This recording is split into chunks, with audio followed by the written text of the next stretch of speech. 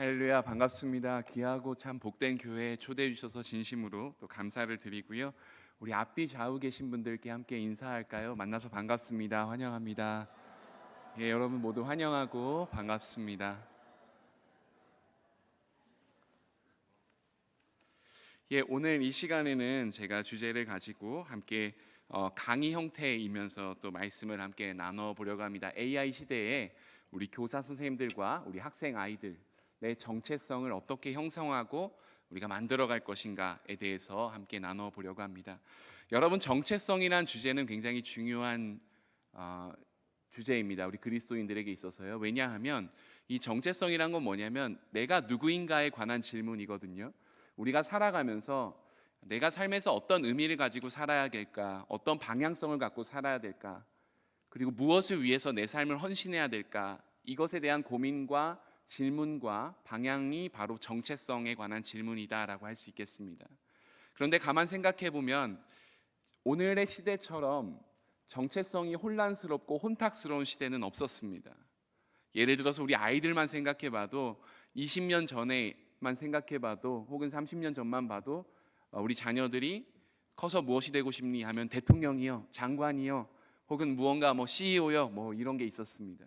10년 전만 해도 아이들에게는 공무원이라는 꿈이 있었어요. 근데 이제 무려 5년이 채 안 돼서는 아이들에게 이제 꿈이 없어졌어요. 그러니까 많은 아이들이 삶에서의 의미나 목적이나 방향을 완전히 상실하고 잃고 그렇게 살아갑니다. 그리스도인들에게 있어서 하나님께서 주신 분명한 정체성은 있습니다. 하나님 나라의 백성의 자녀이고, 그리고 하나님의 아들, 딸이고, 그리고 하나님께서 우리를 천하보다 더 귀하게 여기시는 존재다라는 그 정체성을 우리가 가지고 사실 살아갑니다.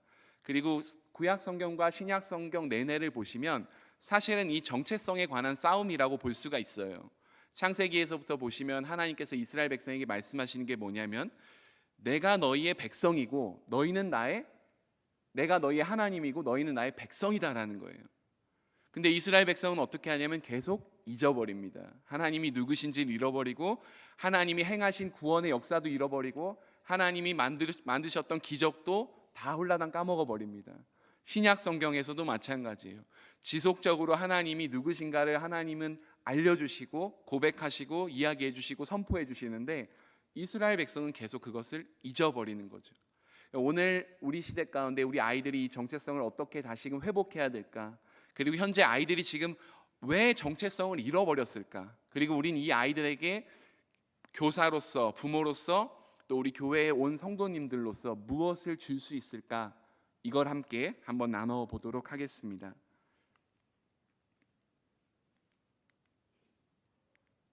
예, 이제 잘 넘어가네요. 예, 이 말씀을 보시면 내가 너희에게 분부한 모든 것을 가르쳐 지키게 하라. 볼지어다 내가 세상 끝날까지 너희와 항상 함께 있으리라. 예수님께서 마지막으로 승천하시기 전에 제자들에게 주신 사명입니다. 우린 이것을 대위임령이라고 부릅니다. The Great Commission이라고 부르는데요. 근데 여기서 중요하게 우리가 볼 것은 이것을 흔히들 선교 명령으로 우리가 이해해 왔습니다만 기독교 교육자의 입장에서는 여기에 보시면 동사가 하나 쓰여져 있는데 내가 너희에게 분부한 모든 것을 가르쳐입니다. 그러니까 1차적으로 그리스도가 주신 이 중요한 대위임령은 우리 자녀들에게 가르치는 것입니다. 가르치는 사명, 교육 사명이 바로 대위임령입니다. 그럼 무엇을 가르치냐? 하나님께서 우리에게 부탁하시고 명령하신 모든 것들을 저들에게 가르쳐서 그들로 하여금 지키게 하라는 것이죠. 이게 오늘날 우리에게 주신 중요한 교육적 대사명이라고 볼 수 있고요. 우선 이 말씀을 가지고 저희가 함께 나눠보도록 하겠습니다.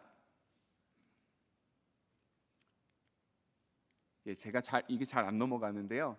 그냥 방송실에서 넘어가 주십시오. 예, Who am I라는 주제인데요. 내가 과연 누구인가? 나를 어떻게 정의하고 표현할 수 있는가? 만약에 우리 성도님들께서 면접을 보거나 혹은 누군가에게 나 자신을 소개해 본다라고 누군가가 1분의 시간을 드렸을 때 여러분들은 1분의 시간 동안 여러분들 자신에 대해서 어떻게 설명하실 수 있으세요? 그리고 나에 대해서 얼마만큼 성찰하고 관심을 가지고 있고 알고 계십니까? 사실 가만 보면 우리 한국 사람들은 이제 흔히들 말해서 농담으로 오지랖이 넓어서 남의 인생과 남의 삶과 남의 것에는 관심이 너무나 많은데 정작 자기 자신의 삶의 목적이나 방향이나 내가 지금 어떤 길을 가고 있는지에 대해서는 그만큼 생각하지 않는 것 같다라는 생각을 하게 돼요. 다음 장 넘어가 보면요. 저희가 함께 나눌 내용이 먼저 나는 누구인가 나눠보고 우리 아이들과 학습자들의 정체성이 오늘날 어떤 상태에 와 있냐, 그리고 우리 선생님들과 우리 학부모분들, 그리고 우리 여기 계신 성도님들, 사실은 성도님들의 역할도 되게 중요한 게 우리가 자녀 세대를 양육하고 다음 세대를 키워감에 있어서 이 교회가 하나의 언약 공동체로서 함께 이 아이들을 양육해 가는 겁니다. 부모가 1차적 책임과 최종적 책임을 가지지만 자녀 양육에, 그러나 우리가 하나님 나라의 한 가족으로서 하나 된 공동체로서 이 대길교회라는 언약적 공동체로서 이 아이들을 우리가 하나의 마을이 돼서 이 아이들을 함께 키우는 책임을 갖고 있습니다. 그래서 우리의 사명과 우리의 정체성은 뭔가 이렇게 한번 살펴보려고 합니다. 엄마 내가 바퀴벌레가 된다면 이라는 챌린지가 유행했어요. 혹시 들어보신 분도 계실 수도 있고 모르시는 분도 있을 거예요. 작년에 우리 아이들이 유행했던 챌린지 중에, 그러니까 게임 중에 하나였는데요. 예를 들면 이런 겁니다. 우리 아이들이 엄마나 아빠한테 문자로 엄마 내가 바퀴벌레가 된다면 어떻게 할 거야? 라고 물어보는 거예요. 굉장히 우스꽝스러운 질문이죠. 엄마 내가 바퀴벌레가 된다면 엄마는 어떻게 할 거야? 그럼 엄마들이 이제 답변을 보내줘요. 바퀴벌레가 돼도 그래도 우리 사랑스러운 우리 딸, 우리 아들 내가 영원히 같이 예쁘게 잘 키워줘야지. 그리고 이 아이들이 이것을 다시 SNS에 올립니다. 조금 짓궂은 엄마분들은 뭐라고 답하셨냐면 네 방을 들어가 봐라. 이미 네 방은 바퀴벌레와 큰 차이가 없어. 너가 변하지 않아도 너는 별로 다를 게 없어. 이렇게 답변한 분도 있었고요. 사실 우리 아이들이 그럼 왜 이 질문을 엄마 아빠에게 했을까라고 했을 때는 우리 아이들이 지금 마음 가운데 갖고 있는 존재의 불안, 지위의 불안, 미래에 대한 두려움을 아이들이 갖고 있는 거예요. 그래서 아이들이 가장 사랑하고 믿을 만한 엄마에게 물어보는 겁니다. 엄마, 내가 이런 존재가 되면 엄마는 나를 어떻게 할 거야? 내가 바퀴벌레가 되더라도 엄마는 나를 사랑해주고 예뻐해 줄 거야 라는 아이들이 그러한 확신과 그러한 이 안정감, 안전을 받고 싶은 그 마음이 있는 겁니다. 오늘날의 시대를 우리가 표현할 때 흔히 불안의 시대라고 이야기합니다. 여러 가지 우리가 시대를 관통하는 키워드들이 있는데 그 중에 하나가 불안의 시대예요. 이전 세대에서도 물론 불안했고 그 이전 세대도 다 불안한 시대를 살아오셨습니다. 그러나 지금 아이들에게 있어서 불안이라는 것은 뭐냐면 앞으로 미래가 더욱 나아지지 않을 거라는, 어떠한 희망이나 어떠한 긍정적인 기대를 할 수 없으리라는, 그리고 자기의 현실과 현 상황에 대해서 아이들이 너무 빠르게 일찍 알아버린 그러한 시대를 우리가 살아가고 있습니다. 여러분 지금 아이들이 어떠냐면 아이들이 스마트폰을 보통 갖게 됩니다. 보통 빠르게 접하는 아이들은 우리나라 평균적으로 볼 때 영아기 18개월이 되면 아이들이 스마트폰에 영상을 보기 시작합니다. 그리고 아이들이 이제 만 2돌이 넘어가면 자기가 혼자 이 아이패드나 스마트폰을 만질 줄 알아요. 저희 조카도 2돌이 넘었는데 이 아이가 동영상, 유튜브 영상을 보여주면 중간에 광고가 만화 영화가 나오다가 광고가 나오면 너무 지루하고 재미없잖아요. 그래서 처음에는 막 짜증내고 뭐라고 하더니 나중에는 어른들이 하는 걸 보고 지가 스킵 버튼을 눌러서 다음 걸 틉니다. 아이들이 그렇게 빨라요. 그런데 아이들이 이제 초등학생에 입학하게 되면 아이들이 스마트폰을 가지고 너무 빠른 정보들을 알게 돼요. 예를 들면 이런 겁니다. 너희 집 어디 살아? 어디 아파트 살아? 그럼 아이들이 네이버에 검색을 해봐요. 그럼 뭐가 나옵니까? 네이버에 집값이 나옵니다. 집값이 나와요. 아이들이 집값을 막 검색해보고 너는 어떤 평수에 살아? 어떤 집 살아? 이런 걸 막 비교하기 시작합니다. 중고등학생 되면은 대부분의 아이가 그런 것은 아니지만 뉴스에도 나왔습니다만 인터넷 등기부 등본을 우리가 앱으로 뗄 수 있습니다. 엄마나 아빠 주민등록 번호만 알면 다 뗄 수 있어요. 친구 집도 떼봅니다. 자기 집도 떼봐요. 그래서 자기 집이 얼만큼 자산이 있고 얼만큼 재산이 있고 이런지를 아이들이 너무 빠른 시기에 일찍 접해버립니다. 그리고 남들과의 비교 가운데 아이들이 스스로 자기의 존재를 비하하거나 혹은 우리 엄마 아빠를 능력이 없다고 이야기하거나 혹은 다른 사람의 부모를 부러워하거나 이러한 현상과 이러한 일들이 곳곳에서 일어나고 있습니다. 그것은 비단 우리 사회가 갖고 있는 불안의 문제 때문에 우리 아이들이 그렇게 형성된 것입니다. 이전 세대보다 더 악한 것이 아니라 불안의 사회 속에서 살아가는 아이들이 불안하니까 어떤 것을 자꾸 확인하고 싶어하는 마음들이 우리 아이들에게 있는 것이죠. 또 하나는 이 아이들이 불안의 시대 속에서 또 무엇을 해야 되냐면 경쟁 사회 속에서 살아가요. 우리가 무한 경쟁 사회라고 이야기합니다. 아이들이 끊임없이 자기와 남들을 비교하면서 경쟁해야 합니다. 그리고 부모님들은 그 아이들에게 그 경쟁을 지속적으로 시키고 아이들에게 강요합니다. 근데 아이들이 가만 보니까 이거는 공정한 게임이 아니에요. 왜냐하면 어른들이 볼 때 출발선이 같다 그래서 공정한 줄 알았습니다. 출발선은 같아요.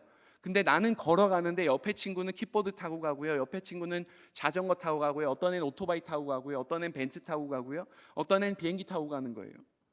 아이들이 보니까 출발선은 같은데 다른 겁니다. 그래서 아이들이 불공정함을 굉장히 크게 느껴요. 그러나 이 경쟁의 세계를 깨트리거나 바꿀 수 있는 방법과 능력은 우리 아이들에게 없습니다. 그러다 보니까 아이들이 너무 어려서부터 일찍 학습된 무기력, 이 무기력을 학습하기 시작해요. 무기력을 학습한다는 건 뭐냐면 아이들이 무언가를 위해서 노력하거나 수고하거나 애쓰거나 이러지 않는다는 거예요. 옛날에 10년, 15년 전만 해도 아이들은 자기가 뭐가 될지 몰랐지만 열심히 무언가를 하는 아이들이 많이 있었습니다. 근데 지금은 무기력증을 학습한 아이들이 많아요. 그래서 교과서도 안 펴놓고 아무것도 안 하는 거예요. 그냥 가만히 있는 겁니다. 왜냐하면 아이들이 이러한 현실을 너무 빨리 알아버린 거죠. 내가 노력하고 내가 수고해도 얻을 수 있는 게 별로 없다는 것을 그 누구보다 우리 아이들이 잘 알고 있는 겁니다. 너무 이른 시기에 이러한 현실 우리가 살아가고 있고, 또 그 위에 뭐가 있습니까? 이건 자본주의 사회를 묘사한 겁니다. 현대 사회에서 가장 큰 시대 정신이 무엇이냐라고 이야기했을 때 저는 돈을 꼽습니다. 신약 성경에도 보면 하나님과 대적할 수 있는 유일한 인격신이 바로 만몬입니다. 그것이 바로 돈입니다. 일만하게 뿌리라고 돈을 이야기했는데 사실 오늘날의 상황을 보면 돈으로 안 되는 게 없어요. 돈으로 모든 것이 다 됩니다. 그리고 돈이 없기 때문에 우리의 마음이 상하고 시기하고 질투나고 불안하고 어렵습니다. 그게 우리가 사는 사회이고 우리가 사는 현실이에요. 제가 우리 학부생들을 가르칠 때 학부생 아이들한테 농담으로 얘기해요. 너희들이 지금 현재 통장에 5만 원이 있다면 그럼 마음에 불안과 두려움이 있겠지만 너희들이 지금 갖고 있는 여러 가지 문제들이 있을 텐데 만약에 통장에 5억이 꽂혀 있다. 그럼 아마 대부분의 문제는 다 해결될 것이다. 아이들이 맞다고 이야기합니다. 사실 우리 삶의 많은 부분들이 다 돈으로 연결된 문제들이 참 많이 있지 않나, 그리고 그 참 서글픈 사회를 우리가 살아가고 있지 않나라는 생각을 하게 돼요. 그리고 아이들이 이것을 너무 잘 알고 있다라는 거예요. 이 아이들이 이러한 사회와 문화 속에서 그 정체성이 형성되어져 가고 있습니다. 왜냐하면 사회와 문화의 영향을 우리 모든 개인들은 다 받으면서 상호작용하면서 살아가고 있는 존재니까요. 또 오늘날의 시대를 표현하는 용어로는 피로사회라는 말도 있어요. 제독 철학자였던 한병철 교수가 이야기한 건데요. 모든 사람이 어떠한 성과를 내기 위해서 자기를 끊임없이 착취하는 사회를 말해요. 그래서 많은 사람들이 피로하고 피곤한 상태에 와 있습니다. 무언가 성과를 내야 되니까 자기를 착취해야 돼요. 그 과정에서 사람과 사람들이 서로 예민해져 있습니다. 여유가 사라져요. 우리 사회에 있는 갑질들은 이러한 것의 결과물입니다. 갑질은 영어 사전에 등재되어져 있는데 영어로 표현될 수 없어서 그냥 영어 스펠링으로 갑질이라고 적혀져 있습니다. 우리나라에만 있는 아주 독특한 현상이에요. 사람과 사람 간의 사이와 경계와 이러한 관계들이 완전히 다 무너지고 있습니다. 이 피로사회 속에서 우리 아이들도 예외는 아니에요. 아이들이 어려서부터 너무너무 피로한 상태에 있습니다. 저도 이제 우리 친구 교수님들이 이제 맞벌이 교수님들이 많으신데 여자 교수님들 같은 경우 이제 아이들이 막 초등학교에 입학하면 그러면 아이들 고민이 뭐냐면 아이가 12시에 12시 1시면 집에 온대요. 돌봄 학교 하면 한 2시면 집에 와요. 그럼 얘를 돌봐줄 사람이 없으면 결국 어떻게 되냐면 결국 학원으로 뺑뺑이를 아이를 돌리게 됩니다. 그럼 아이는 아침 8시에 집에 나가서 저녁 8시에 집에 와요. 엄마랑 아빠랑 저녁 늦게서야 만나는 겁니다. 그러니까 아이가 너무나 힘든 거죠. 중고등학생 아이들도 마찬가지죠. 끊임없이 무언가 성과나 열매를 맺기 위해서 아이들이 내던져져 있는 그러한 사회를 우리가 경험하고 있고 그 사회를 우리가 살아가고 있어요. 그런데 가만 보면 오늘날 사회에서 가장 큰 문제 중에 하나, 특징 중에 하나는 뭐냐면 사람들이 정체성을 형성하는 데 있어서 가장 중요한 내 삶의 의미가 무엇이냐, 목적이 무엇이냐, 방향이 무엇이냐에 관한 질문과 해답을 완전히 잊어버렸다는 거예요. 완전히 상실했다는 거예요. 없습니다. 질문과 해답이. 왜 살아? 라고 왜 살아? 우리 아이들에게 너 왜 공부하니? 라고 물어보세요. 아이들의 태반의 대답은 다 돈 벌기 위해서, 안정적으로 살기 위해서. 이거 외에는 다른 답이 없습니다. 옛날에는 적어도 아이들이 그래도 제가 사회에 소외된 자들을 위해서, 가난한 자들을 위해서, 누군가를 돕기 위해서 살아보겠습니다라고 아이들이 이야기했는데, 아이들이 방향과 꿈과 비전을 다 상실하고 잃어버린 거예요. 사사시대 때도 그랬죠. 그때에는 이스라엘의 왕이 없었으므로 사람마다 각기 자기 소견에 옳은 대로 행하였더라. 왕이 없는 사회, 오늘날은 왕이 없는 사회입니다. 이 왕은 우리를 통치할 대통령이나 어떤 장관이나 어떤 누가 아니라 바로 우리 삶의 목적과 방향과 의미를 유일하게 알려주실 수 있는 우리 하나님을 말합니다. 그러니까 그 하나님이 우리 사회에, 우리 아이들의 마음에 없다는 거예요. 그러니까 어떻게 되냐면 각자 자기 소견과 의견에 옳은 대로 행하는 것이죠. 현대사회의 규칙이 뭐냐면 내가 이렇게 느꼈고 내가 이렇게 경험했으면 그게 나한테는 옳은 거고 진리라는 거예요. 여러분, 사람들이 왜 사람들과 서로 싸움이 납니까? 서로의 기준이 달라서 그렇습니다. 갑질을 행하는 사람들은 자기가 갑질이라고 생각을 안 해요. 그냥 마땅히 내가 받아야 될 권리라고 생각합니다. 그게 그 사람의 기준이거든요. 그리고 내가 이렇게 기분 나쁘게 느꼈으면 그게 내가 기분 나쁜 거예요. 그리고 상대가 그걸 가지고 나한테 뭐라고 하면 안 되는 겁니다. 이게 바로 각자 소견에 옳은 대로 행하는 거예요. 내가 지금 살아가고 있는 삶의 방식, 삶의 목적 혹은 삶의 이유들, 그거 다 내가 내 느낌과 내 감정대로 정한 것들인데 누구도 나한테 뭐라고 해서는 안 된다라는 규칙이 오늘날 사회에 있는 것이죠. 우리 아이들도 그렇게 생각합니다. 그래서 가만 보면 우리 아이들이 남의 말 잘 안 듣습니다. 그리고 누군가 어른들이 좋은 말을 해줘도 요즘 애들은 늘 그것을 다 꼰대라는 말로 정의해요. 한 번쯤 들어보셨을 수도 있습니다. 아이들은 자기한테 좋은 말하고 조언을 해주고 정말 생각해서 해주는 건데도 우리 아이들은 그걸 다 그냥 꼰대라고 이야기해요. 얼마나 어려운지 모릅니다. 그게 바로 조금 더 이어서 설명하면 텔로스가 없다는 거예요. 텔로스는 우리말로 하면 삶에 대한 비전, 그림, 방향, 어떤 목적, 이상 이런 것들을 말합니다. 여러분, 우리 자녀를 키우실 때 우리 학부모분들께서는 자녀가 어떠한 목적과 이상과 방향을 가진 아이로 키우기를 소망하는 게 있으세요? 우리 자녀들이 우리 대길교회에서 어려서부터 이 교회에서 5년 10년 훈련받고 나면 이 아이들이 어떠한 목적과 어떠한 방향과 어떠한 삶의 의미를 갖고 살아가는 아이로 키우고 싶다라는 그 비전, 그 그림이 우리가 있는지를 우리가 질문해 봐야 돼요. 그게 바로 앞에 것과 연결되는 거거든요.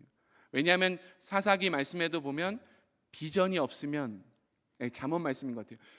비전이 없으면, 묵시가 없으면 뭐예요? 백성이 방자히 행한다라고 되어 있습니다. 방탕히 행한다. 그러니까 우리 가운데 이 아이들을 향한 비전이 과연 있는가? 이 아이들을 어떻게 우리가 양육하고 길러내고 키워내고 우리가 이 아이들을 섬길 것인가에 대한 비전과 그림이 있는가를 우리가 묻고 질문을 해봐야 됩니다. 우리 아이들의 한번 모습으로 한번 저희가 넘어가 볼게요. 아이들이 지금 살아가고 있는 시대를 AI 시대라고 이야기합니다. 대표적인 게 AI 같은 경우는 인공지능 기술들을 말해요. 여러분들이 흔히 일상 속에서 많이들 이제 접하고 보실 수 있습니다. 약한 인공지능이지만 대표적인 것 중에 하나 예를 들면 키오스크 같은 거 있으세요? 여러분들이 옛날에는 주문할 때 사람들이 그 매대에서 이 포스기에다가 일일이 이 바코드를 다 찍어서 계산했다면 이제는 대부분 다 스스로 하시죠. 무인 점포에 가면은 스스로 계산하는 기계가 있잖아요. 그걸 키오스크라고 합니다. 키오스크가 생기면서 지난 5년 동안 5만 개의 일자리, 홈플러스나 이마트 포함해서 일하시는 5만 개의 일자리가 사라졌습니다. 앞으로 수없이 많은 일자리들이 자리를 잃게 될 겁니다. 기술로 대체하면서. AI 기술의 최종적 목적은 뭐냐면 인간이 할 수 있는 모든 일들을 기계가 대신할 수 있도록 기계화시키는 것입니다. 그래서 인간의 주체성과 인간의 역할과 인간의 존엄과 인간의 가치에 대한 물음이 굉장히 중요해진 시대이기도 합니다. 그리고 아이들이 이제 앞으로 살아갈 시대에서는 한 가지 직업을 가지고 평생 동안 살아갈 수 없을 겁니다. 직업을 계속 바꾸든지 새로운 직업을 공부해서 또 다른 분야에 도전하든지 그렇게 해야 아이들이 직업을 갖고 먹고 살아갈 수 있는 시대가 곧 도래할 것이고 그렇게 될 것입니다. 여러 가지 특징들이 있습니다만 변동성, 불확실성, 복잡성, 모호성, 이걸 뷰카라고 하는데요. 이 모든 것들은 다 뭐냐면 미래가 불확실하고 어떠한 직업과 어떠한 것도 안전하지 않다라는 것을 말합니다. 여기에 우리 아이들의 어려움이 있어요. 지금 아이들이 선택하는 전공들도 미래와 어떻게 연결될지 모르고, 아이들이 지금 공부하는 것들도 미래에 어떻게 쓰임을 받을지 전혀 알 수 없는 그러한 미래를 우리 아이들이 살아가고 있는 것이죠. 그러나 사실 여기서 드리고 싶은 더 중요한 말씀은 뭐냐면, 사회와 세상이 급변하고 어떻게 변해든 관계없이 하나님의 말씀은 여전히 살아있고, 하나님께서 세상을 다스리고 계시고, 그리고 우리 삶에 하나님께서 우리를 향한 분명한 목적과 의미는 여전히 우리 가운데 주어지고 있다라는 거예요. 그래서 그것을 통해서 우리의 정체성이 형성이 되어야 된다라는 겁니다. 그 정체성을 형성해갈 우리 아이들을 우리가 G세대라고 이야기해요. 보통 MZ세대 많이 들어보셨을 텐데요. M은 밀레니엄 세대고요. G세대는 그냥 Z세대라고도 이야기합니다. 이 아이들은요, 1990년대 중반부터 2010년까지 태어난 아이들을 말해요. 그리고 2010년을 기점으로 해서 태어난 아이들을 알파 세대라고 이야기해요. 2010년에 무슨 일이 있었냐면 이 아이패드가 처음으로 출시됐습니다. 그래서 보급되기 시작했어요. 그래서 아이들이 이제 이 G세대와 알파 세대를 어떻게 특징할 수 있냐면, 아이들이 어려서부터, 아주 어린 시절부터 스마트폰과 아이패드를 혹은 다른 다양한 패드들을 접하는 시대와 세대의 아이들을 우리가 G세대라고 이야기를 합니다. 그래서 여러분들, 우리가 키우고 있는 자녀들은 대부분 G세대와 알파 세대예요. 이 아이들의 주요 특징은 뭐냐면, 부모님들이 주로 90년대 학번분들, 흔히 X세대라고 불리는 분들이에요. 이분들은 가장 대중문화가 꽃피웠던 시절을 경험했던 분들입니다. 흔히 문화대통령 서태지로 이제 이렇게 상징되는 그러한 이분들은 자율성과, 이분들은 개인주의와 개인의 특성과 특징을 굉장히 크게 발현했던 분들이에요. 이분들의 부모님은 그렇지 않았습니다. 대부분 가부장주의적인 문화 속에서 자신의 특성이나 특징이 억압당하거나 혹은 발현되지 못했는데, 자기 자녀들은 그렇게 키우고 싶지 않아요. 그래서 자녀들에게는 웬만하면 필요한 것들을 해주고 싶고, 자녀의 이야기를 들어주고 싶고, 자녀의 특징과 개성을 존중해주고 싶은 그러한 양육적 태도를 갖고 있습니다. 그러면서 우리 아이들이 개인주의와 그다음 개인의 특성과 개인의 특징이 잘 발현될 수 있는 그러한 상황에서 우리 아이들이 자라났고요. 이 아이들은 일과 삶의 균형을 매우 중시합니다. 그러니까 지금 현재 잘 사는 게 중요해요. 지금 내가 돈 1,000만 원 못 벌어도 저녁이 있는 삶이 더 좋습니다. 그리고 이 아이들은 정보 검색을 할 때에도, 옛날에는 구글이나 네이버나 지식인 통해서 했지만, 요즘 아이들은 정보 검색을 다 뭘로 하는 줄 아십니까? 유튜브로 합니다. 유튜브로 다 검색해서 아이들이 정보 검색을 해요. 다른 걸로 정보 검색 안 합니다. 아이들 텍스트 잘 읽지 않아요. 그래서 굉장히 영상 매체에 강하고 이미지와 상징적인 것에 강한 시대의 아이들이 오늘날의 아이들이기도 합니다. 소통 방식도 변화했죠. 아이들은 지금 대부분 다 스마트폰을 통해서 소통합니다. 우리 부모님들이 보실 때 아이들이 왜 맨날 집에만 저렇게 틀어박혀 있고 밖에 안 나가고 사람들도 안 만나냐 생각하지만, 아이들은 작은 스마트폰 안에 거기에 자기의 관계된 세상이 있습니다. 그걸 통해서 친구들을 만나고 경험하고 있고 사회적인 일들을 하고 있다라고 아이들은 생각해요. 소통 방식이 변화한 것이죠. 아이들은 대부분 요즘에는 카톡도 잘 안 써요. 인스타 DM을 많이 씁니다. 그래서 인스타 DM으로 아이들은 상호간에 친구들과 얘기하고 소통하고 그럽니다. 그리고 또 요즘 아이들은 전화 포비아가 있대요. 폰 포비아, 전화 포비아인데, 전화를 누가 하면 전화 받는 거나 하는 거를 굉장히 두려워하고 힘들어합니다. 그래서 이런 것들이 굉장히 좀 많이 달라지고 있어요. 아이들의 소통 방식이요. 그 외에 여러 가지 것들이 있겠습니다만, 저 제일 마지막 걸 보시면 기존 질서와 문화에 대한 의심이 오늘 아이들에게 있어요. 그러니까 기존에 우리 기성세대가 갖고 있던 문화들, 질서들, 우리가 흔히들 동의했고 생각해왔던 가치들에 대해서 우리 아이들이 의심하거나 불신하거나 쉽게 신뢰해주지 않습니다. 그래서 더더욱 아이들을 이 상황에서 양육하고 가르치는 게 쉽지는 않은 형편이에요. 근데 왜 우리 아이들이 왜 그러한 형편 가운데 도달했냐라고 봤을 때 사회적 현실을 아까 조금 말씀드렸는데요.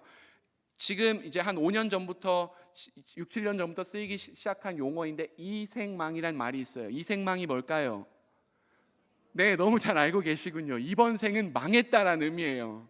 이번 생은 망했다. 아이들이 자주적으로 자기를 빗대서 쓰는 표현입니다. 아, 내가 가만 보니까 우리 엄마 아빠 밑에서 태어난, 혹은 내가 이 머리로 공부를 해보니까 이번 생은 내가 망했다라고 아이들이 스스로 자포자기하기 시작한 거예요.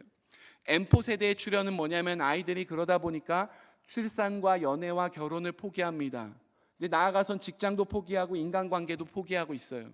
지금 20대, 30대 초중반까지 그러한 사람들이 얼마나 많은지 모릅니다. 20대 중에 60만 명이 지금 일을 하고 있지 않아요. 그냥 집에 있습니다. 굉장히 심각한 사회적 현실이에요. 또 어떤 아이들은 유전자 만능론이란 이유도 이야기를 해요. 내가 머리가 나쁜 건 우리 엄마가 머리가 나빠서 그런 거야. 내가 공부를 못하는 건 우리 아빠가 공부를 못해서 그런 거야. 우리 집안에 서울대 나온 사람이 없잖아 라고 아이들이 지가 노력도 안 해보고 그냥 유전자 만능론으로 자기를 스스로 거기다가 평가하고 그것에 맞춰버리는 거예요. 이게 자기 불구화 전략이라는 말도 있는데요.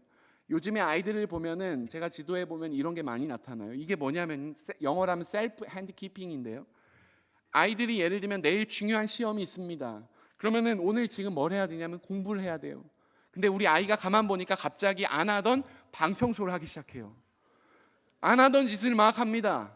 그리고 막 치킨 시켜 먹거나 갑자기 게임하거나 갑자기 TV를 보거나 막 그래요. 그리고 그 다음날 가면 당연히 시험을 못 보죠. 그럼 아이들이 뭐라 그러냐면 내가 어제 시험을 못 본 건, 오늘 시험 못 본 거는 어제 공부 안 해서 그런 거야.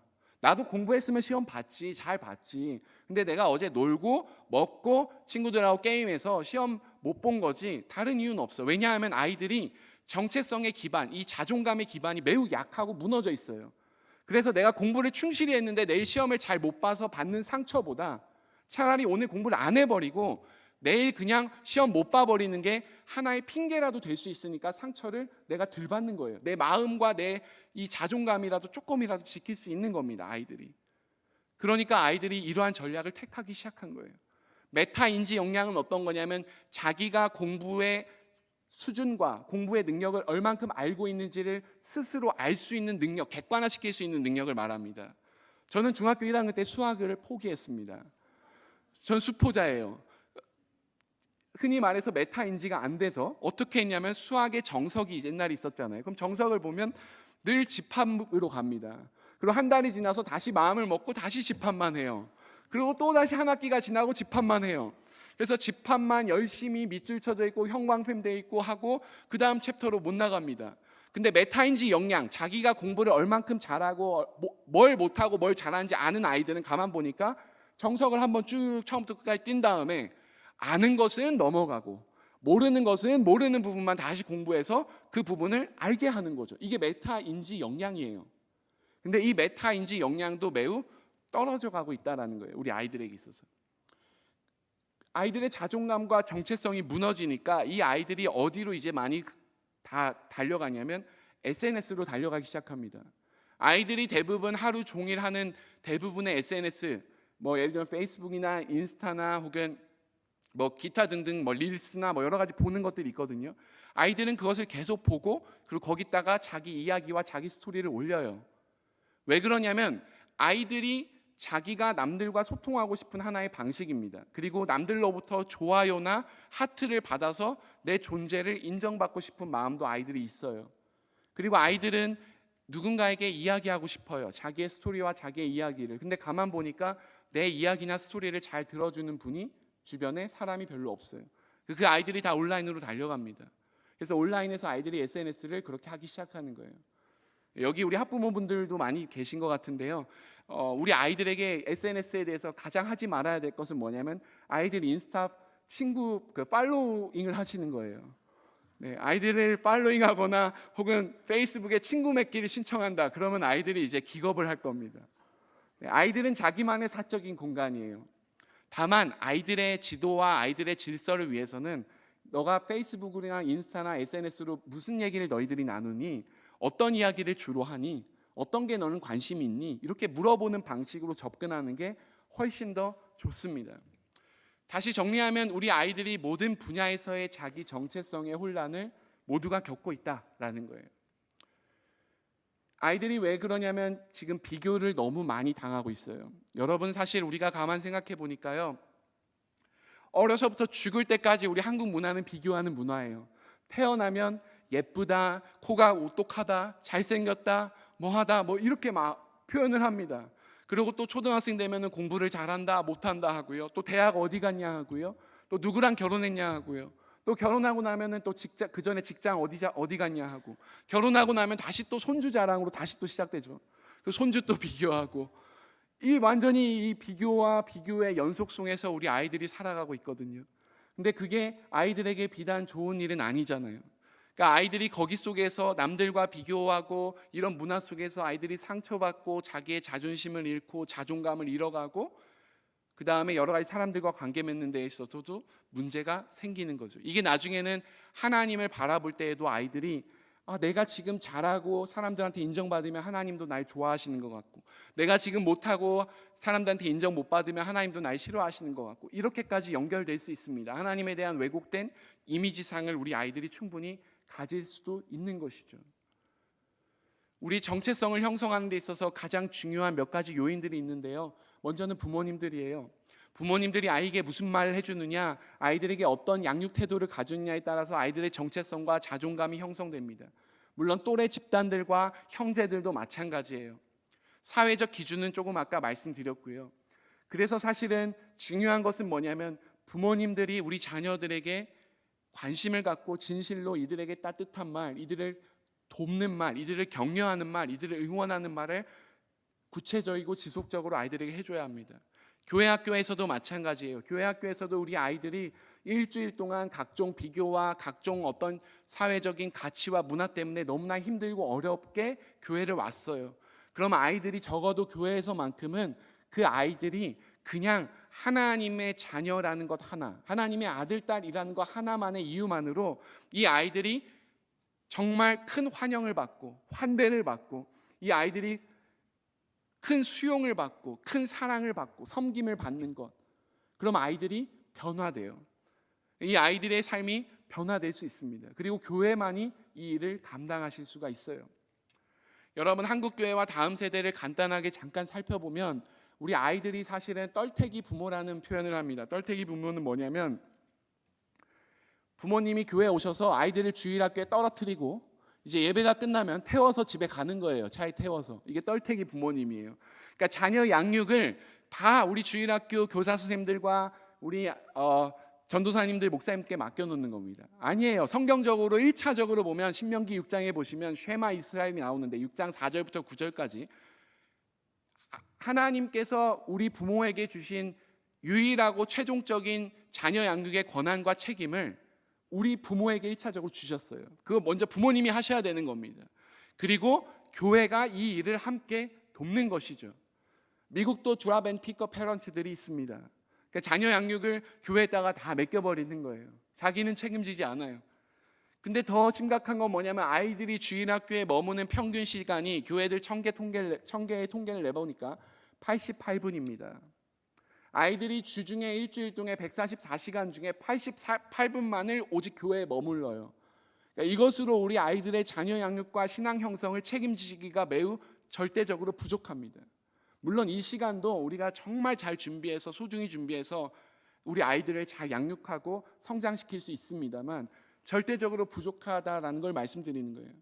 그다음 또 하나요. 여러 통계 중에 하나가 우리 자녀들에게 부모님들에게 물어봤어요. 중직자 부모님들께 우리 자녀들을 주일날 학원에 보내시겠어요? 아니면 교회에 보내시겠어요? 그리고 세신자들에게 물어봤습니다. 세신자들은 뭐라 하냐면 60%에서 65%가 교회에 보내겠습니다라고 이야기했어요. 근데 중직자들은 뭐라고 했냐면 65%가 저는 학원에 보내겠습니다라고 이야기했습니다. 이게 우리 아이들에게 주는 시그널, 아이들에게 주는 메시지가 있어요. 뭐냐면 예배는 지금 학업과 내가 좋은 대학에 가는 것보다 덜 중요하다라는 사인과 시그널을 우리 아이들에게 우리가 은연중에 주고 있는 거예요. 아이들이 다 압니다. 아이들이 이 교회에 와서 누가 날 사랑해주고 날 좋아하는지, 나를 얼만큼 형식적으로 대하는지, 혹은 나한테 얼만큼 투자를 하고 관심을 갖고 있는지 우리 아이들은 본능적으로 알아요. 영적인 동물, 영적인 하나님의 형상이기 때문에 아이들이 너무나 잘 압니다. 어른들이 하는 이야기, 어른들의 분위기, 이런 것들 아이들이 너무나 잘 경험해요.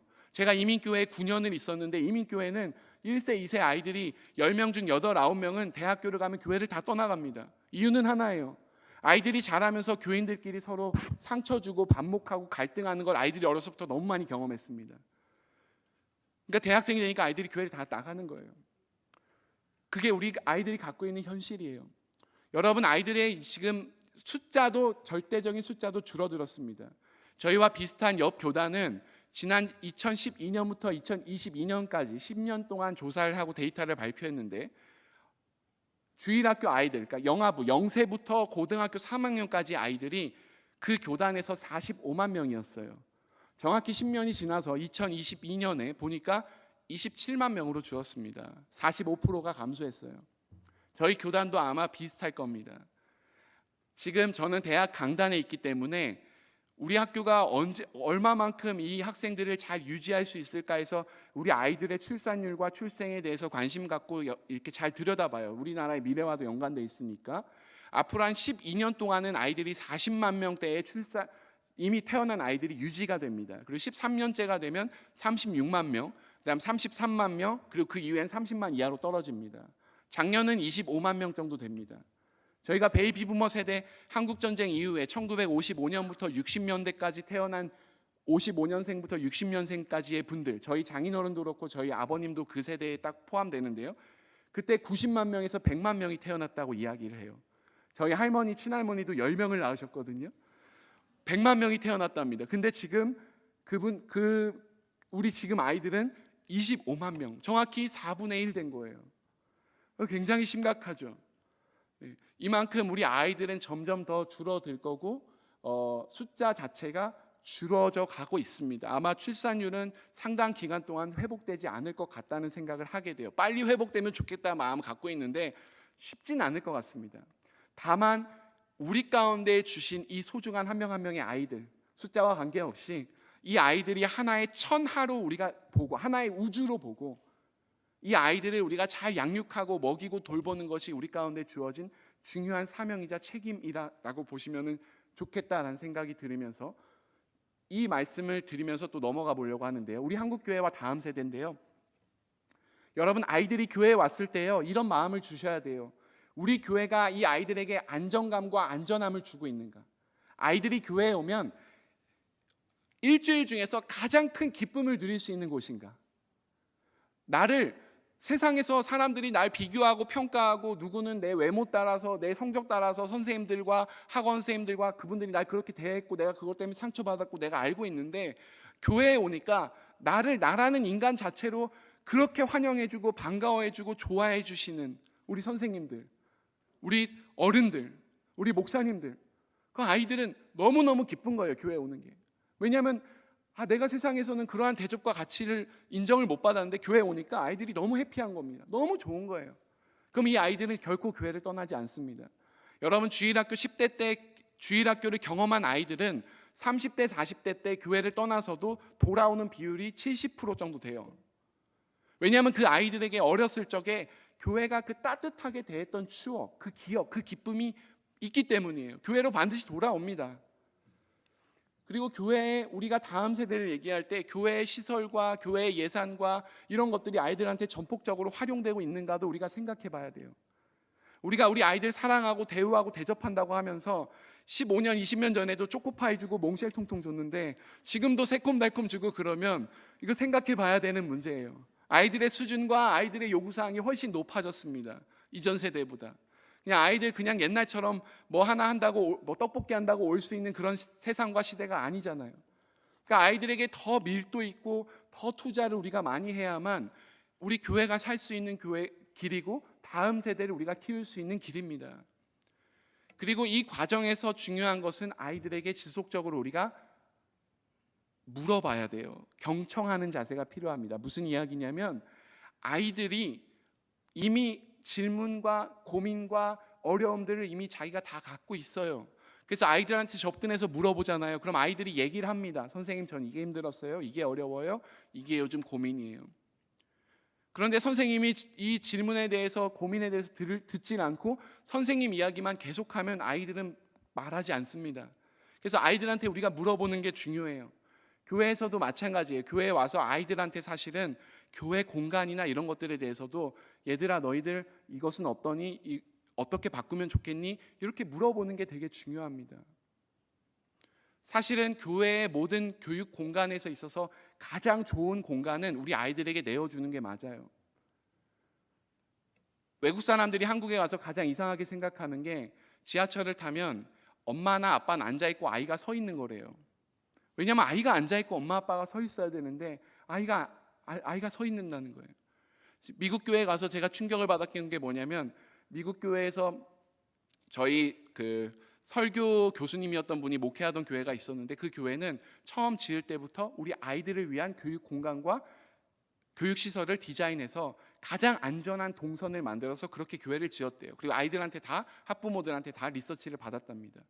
물론 우리가 그 정도까지는 할 수는 없지만, 제가 어렸을 때 가만 보면 우리 중고등부 모임하거나 주일학교 모임하면은 저희 막 모임하고 있고 친구들하고 놀고 있고 하면은 어른들이 들어와서 야, 우리 모임해야 되니까 너희들 나가서 놀아라, 나가라 그랬거든요.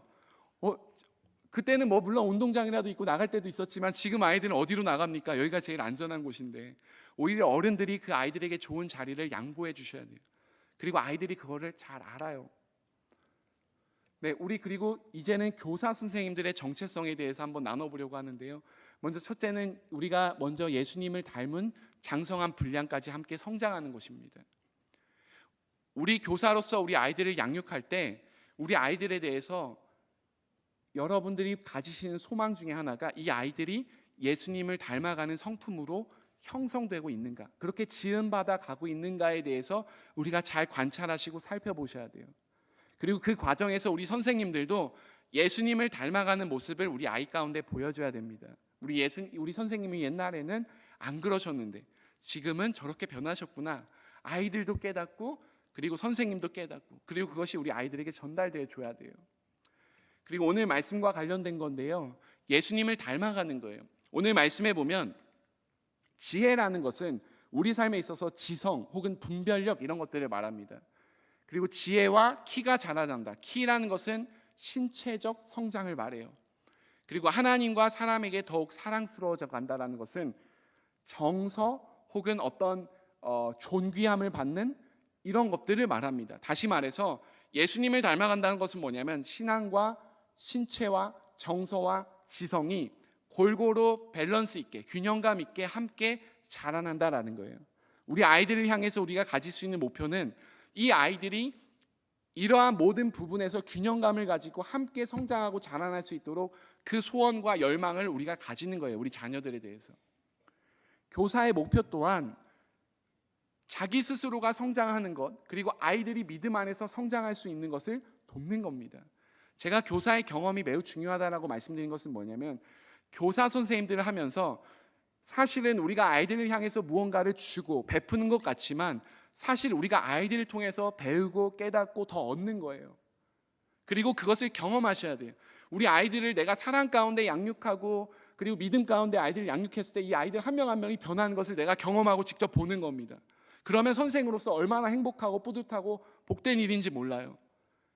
여러분, 지금 벌써 3월인데 저도 이제 교육전도사로도 있고 미국에서도 부목사 생활했기 때문에 저 잘 알아요. 11월, 12월이 되면 우리 교육부 전도사님 목사님들이 선생님들한테 늘 전화 걸어가지고 내년 한 해만 꼭 해주십시오. 그럼 선생님들은 올해 한 해만 꼭 합니다.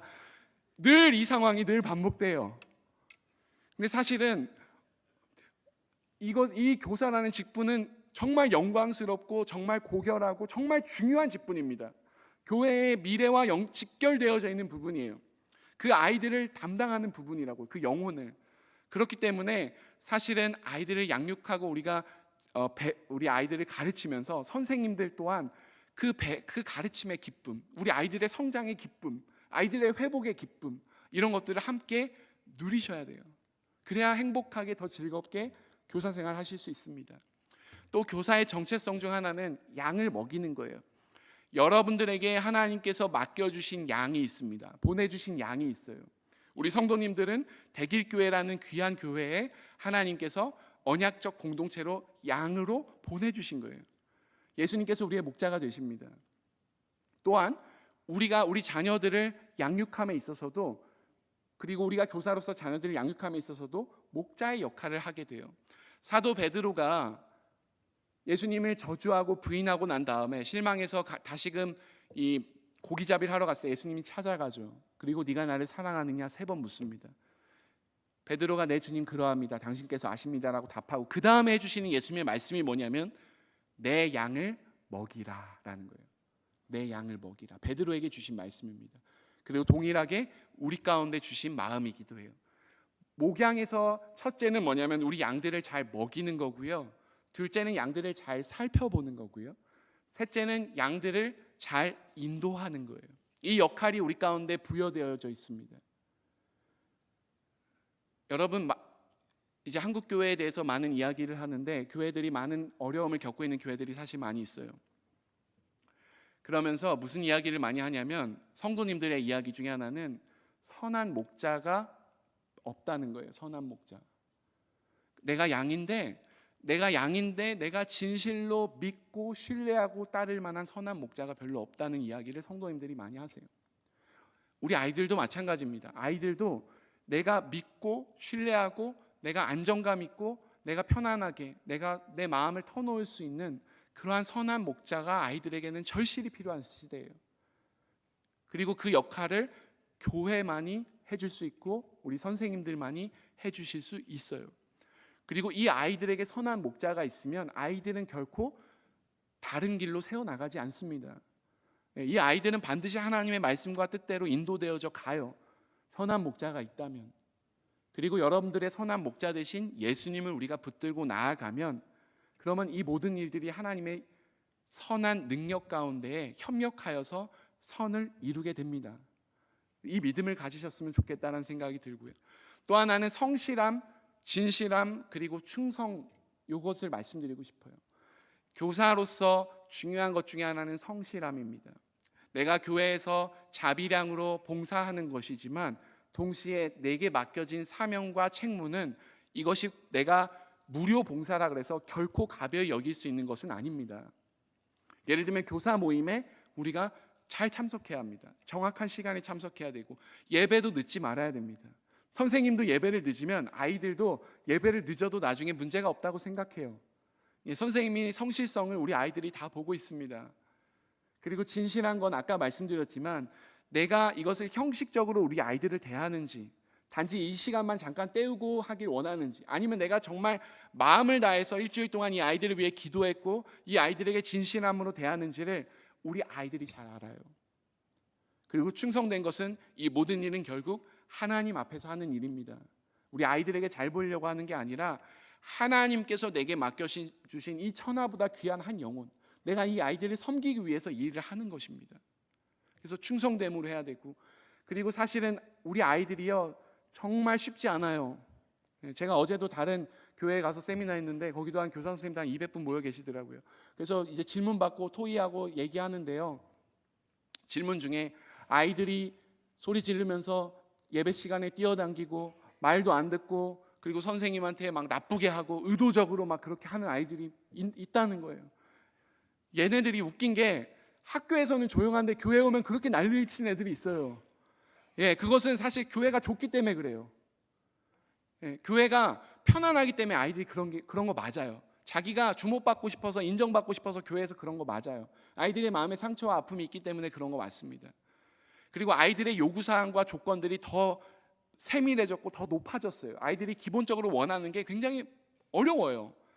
그러나 그럼에도 불구하고 이 모든 과정 속에서 우리한테 필요한 것은 인내입니다. 인내. 이 아이들을 우리가 참아주는 것, 견뎌주는 것, 기다려주는 것. 그래서 이 아이들이 잘 자라날 수 있도록 우리가 도와주는 것. 그래서 사랑과 인내로 이 일들을 우리가 감당하는 것입니다. 여러분 아이들을 어떻게 섬길까요?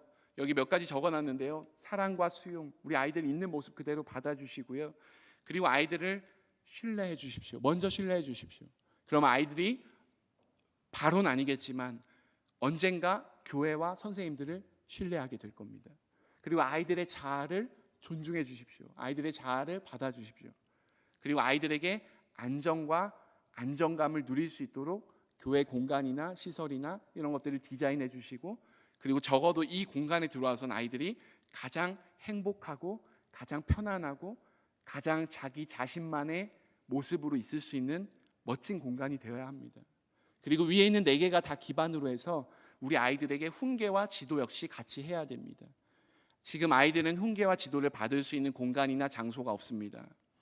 여러분, 작년에 서희초 사건으로 촉발된 사건들을 여러분 잘 알고 계시죠?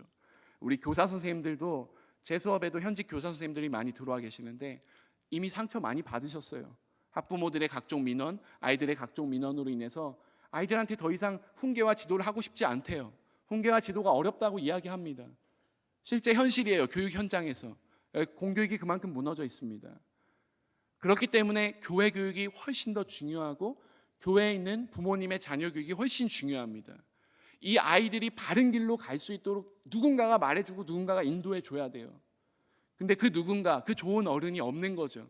저희가 이 역할을 하는 겁니다. 아이들에게 훈계와 지도로서 이 역할을 감당을 하셔야 돼요. 그리고 위에 4개가 기반이 되어 있으면 아이들이 저 선생님이 나를 얼마나 생각하고 내가 저 선생님 얼마나 신뢰하고 선생님이 나를 얼마나 아껴준 것을 아이들이 알면, 그럼 선생님이 하는 말이 귀에 들어오기 시작해요.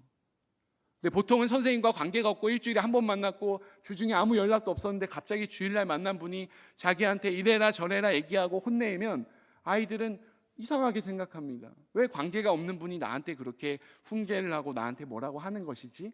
지금의 아이들은 그렇게 생각을 해요. 왜냐하면 관계 형성과 관계적 질서, 신뢰 관계가 훨씬 더 우선시 되기 때문에 그렇습니다. 다음 페이지 한번 넘어가 주실래요? 이 말씀만 드리고 마무리하려고 하는데요. 함께 한번 읽어보실까요? 너희 안에서 착한 일을 시작하신 이가 그리스도 예수의 날까지 이루실 줄을 우리는 확신하노라. 여러분, 기독교 교육과 일반 교육의 가장 큰 차이가 하나 있다면 그것은 성령 하나님의 역사라는 거예요. 그러니까 일반 교육은 하나님과 관계없이 진행될 수 있습니다. 그러나 기독교 교육은 우리가 자녀를 양육하고 하나님의 말씀으로 기르고 인도하고 우리가 이 모든 일들을 인내와 사랑으로 담당할 때에는 우리가 스스로 하는 것이 아니라 성령 하나님께서 우리 아이들의 마음 가운데, 우리의 마음 가운데, 우리 이 교회 가운데 충만히 역사하셔서 함께 하고 계신다는 거예요.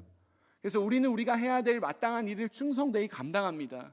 그리고 성령 하나님께서 우리 아이들을 반드시 책임져 주시고 함께 해 주실 것이에요.